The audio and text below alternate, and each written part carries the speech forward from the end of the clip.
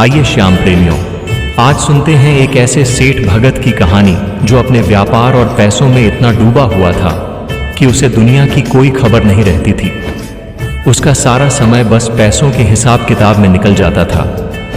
परिवार वाले परेशान थे क्योंकि वह न कहीं जाता न किसी से मिलता। कई बार उसके दोस्त कहते, सेठ जी थोड़ा समय निकालो, परिवार को लेकर कहीं घूम आओ, चलो खाटू श्याम जी के दरबार चलते हैं। पर सेठ हर बार यही कह देता, अभी नहीं, अभी तो मुझे सिर्फ पैसा कमाना है, घूमने के लिए बहुत समय पड़ा है। एक दिन उसके मित्रों ने बहुत जोर दिया, सेठ जी 2 दिन की छुट्टियां हैं, चलिए पूरे परिवार के साथ खाटू श्याम बाबा के दर्शन को। सेठ मना नहीं कर पाया, लेकिन उसका मन नहीं था। वह रास्ते भर अपने व्यापार की बातें करता रहा, लेकिन जब वह खाटू पहुंचा, जब उसने श्याम बाबा के दरबार में प्रवेश किया और बाबा से उसकी नजरें मिली, तो उसकी दुनिया ही बदल गई। आंखों से आंसू बहने लगे, शरीर कांप उठा और वह घंटों तक वहीं खड़ा रहा। वापस जाते वक्त उसने बाबा से मन ही मन कहा, बाबा अब हर महीने मुझे अपने दरबार बुलाना। और सच में सेठ हर 11 को खाटू जाने लगा। हर महीने वह दर्शन के लिए आता, भक्ति में डूब जाता। लेकिन एक दिन जब वह घर से निकलने लगा तो उसका मुनीम बोला, सेठ जी आज लाखों का सौदा होना है, बाहर के व्यापारी आए हैं, अगर आज गए तो मौका निकल जाएगा।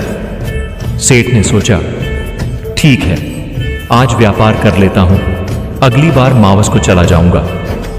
लेकिन अगली बार भी कोई ना कोई काम आ जाता, कभी व्यापारी, कभी सौदा, कभी काम का बहाना, और वह फिर से व्यापार में फंस गया। एक रात सेठ को सपना आया। उसे महसूस हुआ कि कोई आवाज कह रही है, वाह रे सेठ, मैंने सोचा था मेरे दरबार में कोई बड़ा भक्त आया है, पर तू तो सौदागर निकला। तूने मुझसे सौदा किया, भक्ति नहीं। सेठ की नींद खुल गई, उसे पछतावा हुआ।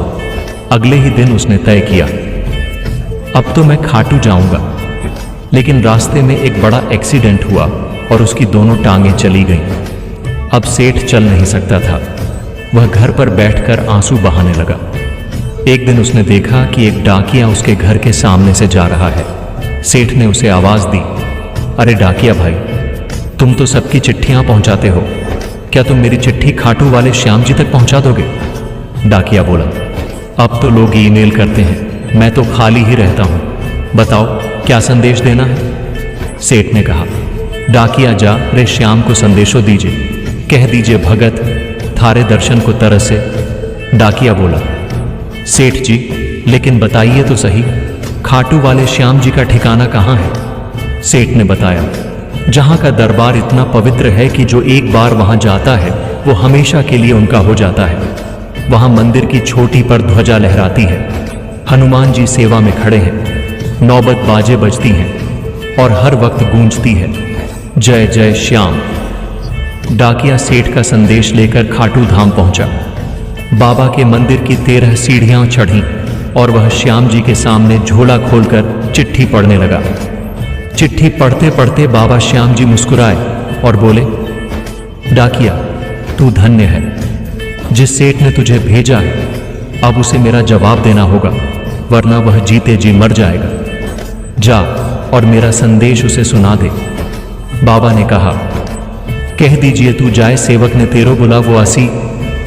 डाकिया बाबा को प्रणाम करके रातों रात वापस निकला। आधी रात को वह सेठ के घर पहुंचा और घंटी बजाई।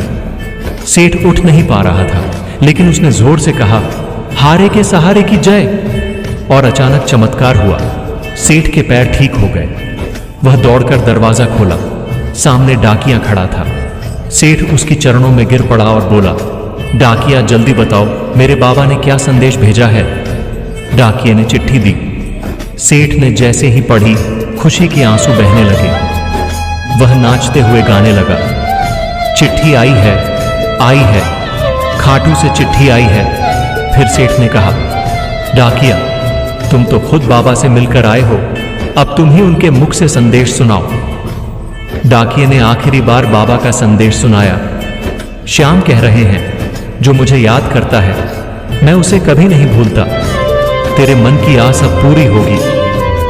और उस दिन से सेठ का जीवन बदल गया। वह व्यापार नहीं बल्कि भक्ति में लग गया। हर महीने बाबा के दरबार जाता, सेवा करता और सबको यही कहता, जब मन से बुलाओगे बाबा जरूर आएंगे। वह कभी अपने भक्त को खाली नहीं लौटा